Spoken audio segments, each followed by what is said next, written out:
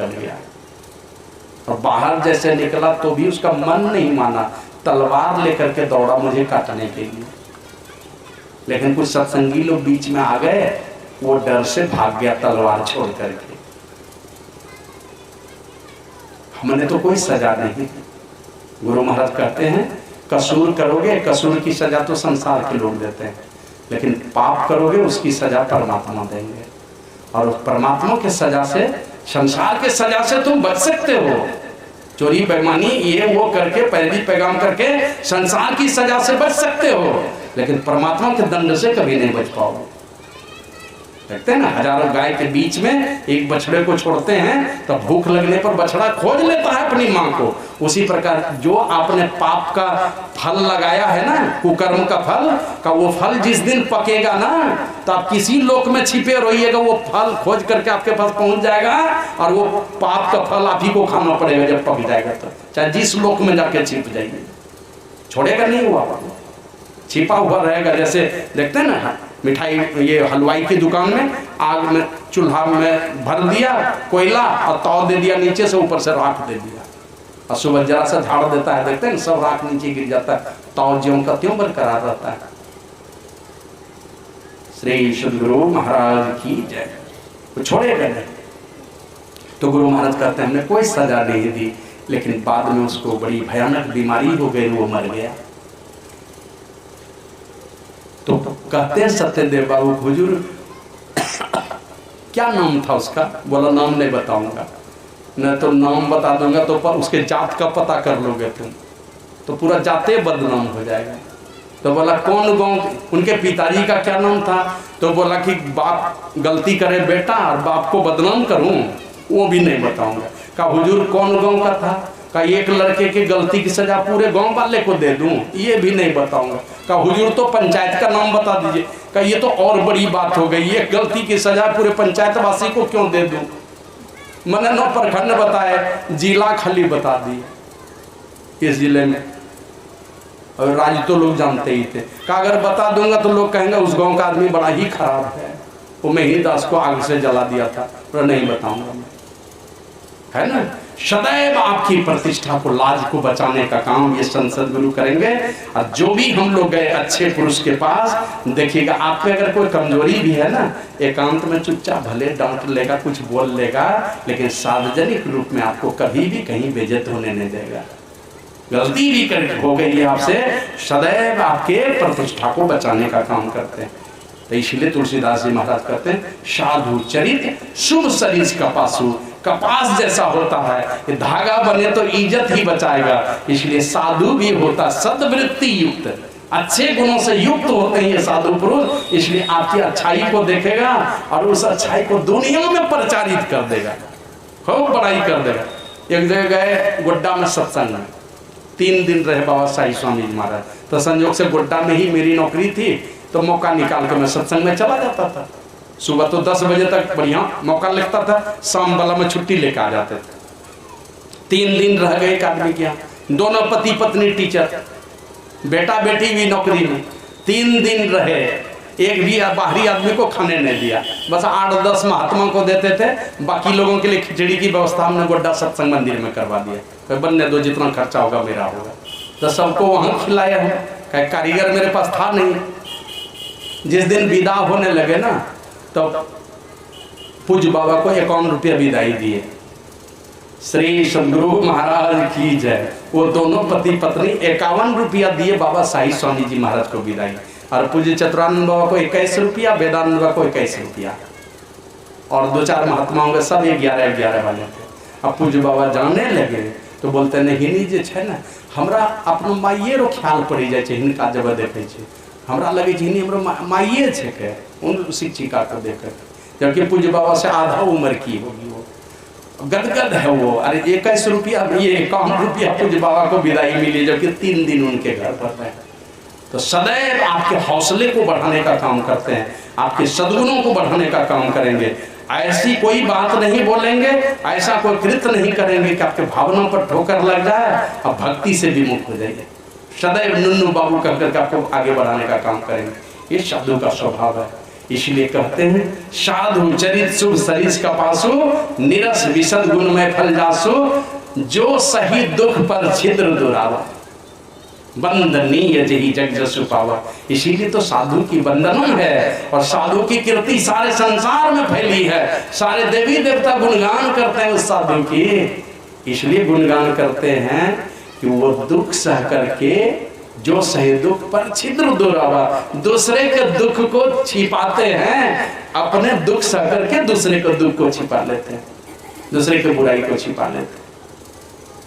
फिर आगे तुलसीदास जी महाराज कहते हैं मुद मंगल में संत समाधि, संतों के विषय का आनंद और कल्याण से भरा हुआ। गुरु महाराज लिखते हैं ना, परम पुरुष होते यदि मंगल मूर्ति सदगुरु मिलवे सर्वाधा। ये मंगल के मूर्ति है, कल्याण के मूर्ति है ये। और मिलवे सर्वाधार मैंने परमात्मा, सर्वाधार परमात्मा को कहते हैं जो सबके आधार है, उनसे मिलाने वाले हैं। और मंगल में मंगल कर, सदैव मंगल ही मंगल करने वाले हैं। और यही बात आप लोग जानते होंगे, एक महात्मा हुए इस धरती पर महाराजा बैन, और महाराजा बैन को जब चतुर्भुजी रूप में भगवान का दर्शन हुआ था तो भगवान ने पूछा महाराजा बैन से, ये महाराजा बैन ने पूछा भगवान नारायण से, उनसे कहा कि भगवान इस सारे संसार में सबसे बढ़िया फल कौन सा है, सबसे बढ़िया फल। तो भगवान उनको कहते हैं, भगवान नारायण उनको कहते हैं राजन ये संसार, दूसरी पेड़ की बात छोड़ दो, ये सारा संसार ही पेड़ है ना। ये सारे संसार रूपी पेड़ के सबसे अमृत फल होते हैं संत पुरुष, सबसे अमृत फल है ना। और फल खाइएगा 1-2 घंटे में वो विष्टा बन करके आपके 2-4 घंटे में बाहर चला जाएगा। लेकिन संत हैं इस संसार रूपी पेड़ के सबसे अमृत फल है ये, और उसको जो सेवन करता है अमरता को ही प्राप्त करता है। ये महाराज बैन को उपदेश किया था। और वही और एक बात वो कहे कि सबसे बढ़िया, सबसे बढ़िया ये क्या कहते हैं, दीपक कौन सा है, कौन ऐसा प्रकाश है जो सबसे बढ़िया है। तो वो कहते हैं सूर्य रात में, सूर्य सारे संसार को प्रकाश देता है, चंद्रमा रात में प्रकाश फैलाता है ना। और एक दीपक जो है घर के अंधियारे को दूर करता है। लेकिन ये संत पुरुष जो होते हैं ना, संत सदगुरु, ये सारे संसार के तमाम भक्तों के अंदर में सदा प्रकाश फैलाते रहते हैं। इसलिए इससे बढ़िया प्रकाश देने वाला इस संसार में कोई नहीं है। माने संसार रूपी पेड़ के सबसे अमृत फल है ये संत, और ये संत ही हैं जो भक्त के हृदय में सदा प्रकाश फैलाते रहते हैं। सूर्य तो दिन में चमकेगा, रात में हम लोग नहीं देख सकते हैं। चंद्रमा रात में प्रकाश देता है, दिया जो है घर के अंधियारे को दूर करता है। और संत सदगुरु सदैव भक्तों के हृदय में प्रकाश फैलाते रहते हैं, ध्यान करने वाले हैं। तो इसलिए ये क्या है, तो कहते मुद मंगल में संत समाज। ये संतों का जो समाज है ना, मुद मंगल, आनंद और कल्याण से भरा हुआ। जैसे चाशनी हो ना, चीनी की चाशनी हो तो एकदम मीठा ही मीठा, और नमक की चाशनी होता तो दो खारा हो जाएगा। तो का ये किस चीज की चाशनी है संत पुरुष का, ये संत पुरुष होते हैं आनंद और कल्याण से मिश्रित चाशनी है।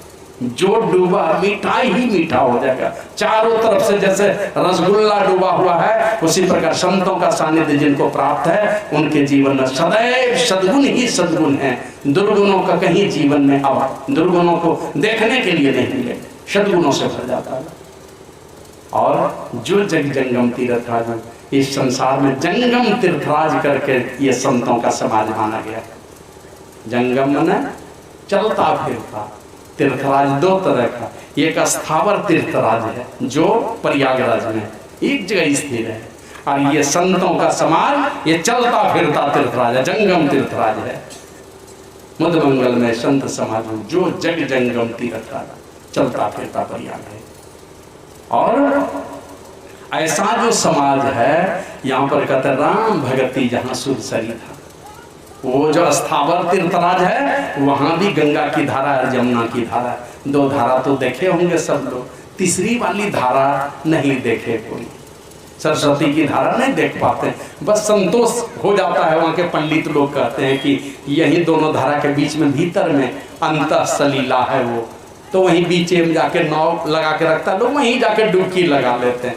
हो सकता है कि कभी वहां भी हो, ये भी हो सकता है। हमारे जैसे पापियों के बार बार उसको गंदा करने के कारण वो माता सरस्वती और चली गई हो, अंतः सलीला हो गई है। लेकिन ये कथा हमने पढ़ी कि एक बार जब ये क्या कहते हैं महर्षि वेद व्यास महाभारत लिख रहे थे, तो उसी में सोचा कि कौन लिखेगा भाई, तो गणेश जी को तैयार किया, गणेश भगवान को। तो बोले हाँ लिख दूंगा मैं, लेकिन एक शर्त है कि मैं लिखूंगा तो रुकूंगा नहीं।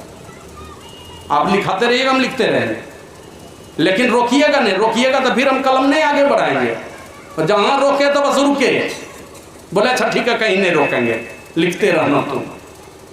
तो सोचे कि कहाँ लिखा जाएगा भाई, एकदम सुनसान जगह में लेके चले गए। वो जगह है, अभी कोई बद्रीनाथ गए होंगे ना, वहां से और 5 किलोमीटर आगे एक गांव है, हिंदुस्तान का अंतिम गांव, उसका नाम है माना, मोमाकर नमा का माना। वहां लेकर के चले गए। वहां पर सरस्वती बहती है। वहीं पर क्या करते हैं, माता द्रौपदी और 5 भाई पांडव ये लोग सरस्वती को पार करके स्वर्गारोहण पर्व में हिमालय की चढ़ाई की है, वहां पर है सरस्वती नदी। वहां लेके चले गए। फिर सोचा महर्षि वेद व्यास सोचते हैं कि व्याकरण में कोई अशुद्धि नहीं हो जाए, तो मीमांसा का आचार्य जैमिनी जी को बुला लिया कि गलती सुधारते जाएंगे अगर कुछ गलती करेंगे। तो लिखाने वाले महर्षि वेद व्यास, लिखने वाले गणपति महाराज और गलती सुधारने वाले जैमिनी जी महाराज, और सरस्वती के पास माना गांव में लेकर के चले गए। और लिखाते लिखाते जब वेद व्यास जी को कहीं लघु शंका लग जाए, शौच लग जाए, तो एक टेढ़ी जैसी बात बोल के उधर चले जाते थे। और गणेश भगवान को कह देते, देखना लिखोगे ठीक, लेकिन सोच समझ के लिखना, जरा समझ लेना मेरी बात। और वो टेढ़ी मेढ़ी बात कुछ बोल करके चले जाते थे शौच करने के लिए। आधे घंटे के बाद या कुछ देर के बाद जब लौट के आते थे तो पूछते थे लिख लिए? बस अब तो ऐसी टेढ़ी बात बोलने के बाद समझ में ही नहीं आते थे, क्या लिखूंगा? अच्छा अच्छा ठीक है, अब मैं समझा देता हूँ। तब वो समझाते थे, तब गणेश भगवान फिर आगे बढ़ते थे। तब वेद व्यास अपना भी काम करते रहे और लिखाते भी रहे। जब लिखना शुरू किए तो वो सरस्वती नदी जो बहती थी उसकी धारा इतनी तेज थी कि उसकी आवाज आती थी वो। तो गणपति जी कहते, भगवान गणेश कि माता थोड़ी कृपा करो, अपनी गति को कुछ कम कर लो, अपनी आवाज को कम कर लो। लेकिन भला वो कहाँ मानने वाली थी कभी। बस गुस्सा के गणेश भगवान ने साफ दे दिया उसको, बात नहीं मानती, मैं तुमको साफ देता हूँ तो यही अंतर सलीला हो जाएगी। और हम लोगों ने जाके देखा कि माता सरस्वती ऊपर से उतरी है और सामने बड़ा सा हौद जैसा है, एकदम कुआं जैसा, उसी में जो गिरी है ना, वो कहाँ चली गई सरस्वती पता नहीं। वहां से दूसरी नदी बहती है, उसको कहते हैं अलकनंदा। तो ऊपर ऊपर अलकनंदा और भीतर भीतर सरस्वती बहती है। तो वही आकर के प्रयागराज में प्रकट हुई थी, अभी तो यहाँ भी नहीं है। तो उस प्रयाग में 2 ही धारा को देखते हैं, तीसरी धारा छिपी हुई है। और ठीक उसी तरह छिपी है जिस प्रकार माँ बहन चोटी गुथती है ना, तो देखिए पीछे में चोटी जब गुथती है बाल का 3 हिस्सा करती है, लेकिन ऐसा गुथेगी लगेगा उसमें 2 ही है, तीसरी है छिपी हुई। तो उसी तरह तीसरी धारा वहां दिखलाई नहीं पड़ती है। उस स्थावर तीर्थराज में तीसरी धारा यहाँ दिखलाई पड़ती है, संतों के समाज में यहाँ दिखलाई पड़ती है। तुलसीदास जी महाराज कहते हैं, राम भगति जहाँ सुरसरी धारा। ये संत समाज में चलते फिरते प्रयाग में का परमात्मा के सगुण साकार लीला की चर्चा करना, सगुण साकार की सेवा करना, मानव क्या कहते हैं मन ही मन गुरु मंत्र को जपना या किसी इष्ट मूर्ति का ध्यान करना, ये सगुण लीला है। ये जो चर्चा होती है ये लगभग सब जगह होती है, जहाँ जाएंगे जिस सत्संग में जाएंगे सब जगह। और गुरु महाराज कहते भी थे, सत्संग कहोगे तो राम क्या करते हैं, गंगा की धारा मिलेगी, गंगा की कल कल छल छल धारा, मैंने सगुण साकार लीला की चर्चा सुनोगे। और एक चर्चा सब सत्संग में टीवी पर सुनिएगा ना, जिस महात्मा का प्रवचन सुनिएगा तो राम के सगुण साकार लीला, उसी को कथा कहते हैं ना। 7 दिन 9 दिन 11 दिन लगातार कथा कहते रहेंगे, खाली बाहरी कथा कहानी की चर्चा। और उसके साथ में एक चीज जोड़ देंगे, खान पान, क्या करना है, क्या खाना है, क्या नहीं खाना है, क्या त्यागना है, इस विषय में। लेकिन तीसरी वाली जो बात है जो संतों के समाज में मिलने वाला है, संतों के पास वो सामर्थ्य है, ये सरस्वती वाली गहराई तो संतों के ही सत्संग में मिलेगा, है ना। कल कल छल छल धारा गंगा की धारा ये मिलेगी, और विधि निषेध वाली बात सब जगह मिलेगी, ये यमुना की धारा है। लेकिन कहते थे गुरु महाराज, अगर संत मत का सत्संग कहोगे तो राम के सगुण साकार लीला की भी चर्चा होगी, और कर्तव्य अकर्तव्य का भी बोध कराया जाता है। लेकिन खाली सगुण साकार लीला से का दर्शन करके आज तक कोई मुक्त नहीं हुआ है, तुमको मुक्ति नहीं मिलेगी जब तक परमात्मा के निर्गुण निराकार सर्वव्यापक स्वरूप का ध्यान नहीं करोगे, तब तक तुम्हारी मुक्ति नहीं होगी। किसी रूप का दर्शन कर, किसी रूप का ध्यान करके रूप जगत में जब तक फंसे रहेंगे तो ज्यादा से ज्यादा स्वर्ग तक जा सकते हैं, और वहां पुण्य की पूंजी खत्म हो गई, फिर इस संसार में आना पड़ेगा, है ना। तो करना क्या पड़ेगा, तो वही कहते हैं इस संसार में रह करके ये चलता फिरता जो प्रयाग है, यहाँ सगुण साकार लीला की जो चर्चा होती है, राम के सगुण रूप की जो पूजा की बात बतलाई जाती है, ये गंगा की धारा कही जाती है संत समाज लोग चलते फिरते प्रयाग में। और विधि निषेध, कर्तव्य अकर्तव्य, ये पाप है, ये पुण्य है, ये खाद्य पदार्थ है, ये अखाद्य पदार्थ है, ये ग्राह्य है, ये त्याज्य है ना। इन चीजों का जब बोध कराया जाता है, ये कलिमल नाशक यमुना की धारा है। रवि नंदिनी, रवि मन होता सूर्य और नंदिनी मन होता पुत्री, सूर्य पुत्री है यमुना जी, है ना। तो ये सूर्य पुत्री यमुना जी है क्या, तो यही कर्तव्य और कर्तव्य का जब बोध कराया जाता है, यही कलयुग के पापों को नाश करने वाली है। माने अखाद्य पदार्थ छोड़ करके, है ना, जो चीज नहीं खाने वाला चीज है, निषेध चीज है, मांस मछली अंडा नशा, इन सारे चीजों को छोड़ दिया, आप खाली वैष्णव हो गए, तो समझ लीजिए आप जमुना जी में जाकर डुबकी लगा रहे। वहां नहीं गए, खाली इतना ही छोड़ दिए, समझ लीजिए जमुना जी में डुबकी का पुण्य आपको यहीं पर मिल गया।